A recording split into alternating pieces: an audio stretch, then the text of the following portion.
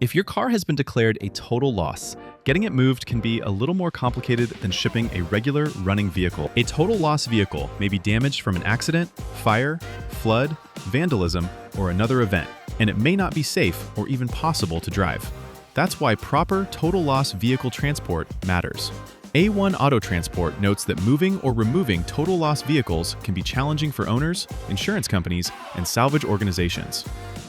A vehicle is usually considered a total loss when the cost to repair it is more than the vehicle is worth, or when it meets the total loss rules in that state. Insurance companies may use the vehicle's actual cash value, repair estimate, salvage value, and local regulations to decide whether the car should be written off. A totaled car may not start, roll, steer, brake, or load like a normal vehicle. That changes the equipment needed for pickup and delivery.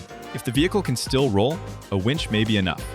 But if the frame is badly damaged, or the car cannot move safely, a flatbed, tow truck, rigid frame, or even crane support may be needed.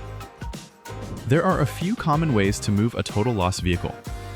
A tow truck may be used for short distance recovery, especially if the car needs to be pulled from a difficult location. A tow dolly can help with shorter moves, while a rigid frame or flatbed setup may be needed when the vehicle is too damaged to move on its own.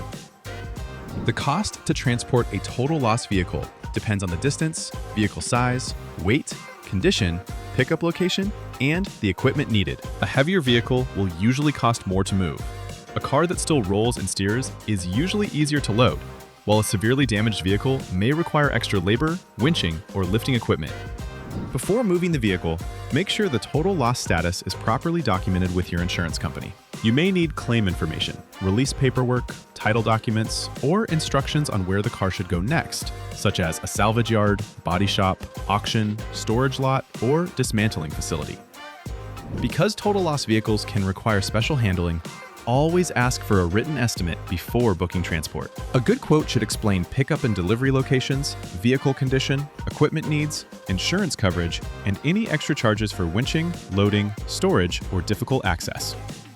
Before hiring a company, ask for proof of insurance and make sure the transporter has experience moving damaged, salvage, or non-running vehicles. This is important because a totaled vehicle may already be fragile, and improper loading can cause more damage or delay the insurance and salvage process.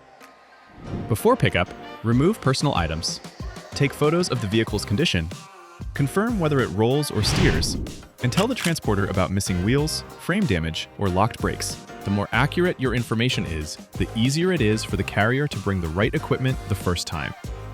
Transporting a total loss vehicle is not the same as moving a fully functional car.